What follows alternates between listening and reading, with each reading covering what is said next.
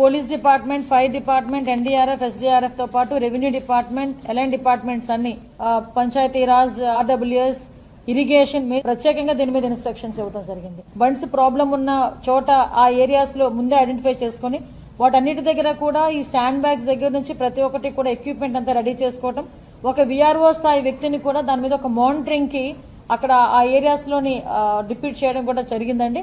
So ఎక్కడ కూడా ఎటువంటి బ్రీచెస్ కానీ ఎటువంటి ఇబ్బంది లేకుండా చూసుకునే బాధ్యత కూడా తీసుకుంటున్నాం. ఎవ్రీథింగ్ ఏది వచ్చినా కూడా ఎదుర్కోవడానికి, అదేవిధంగా సహాయక చర్యలు చేయడానికి గవర్నమెంట్ సిద్ధంగా ఉంది.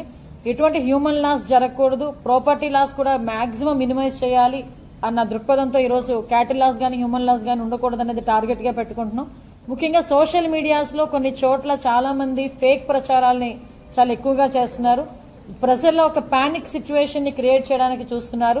దయచేసి అలాంటి వాటిని నమ్మొద్దని చెప్తున్నాం.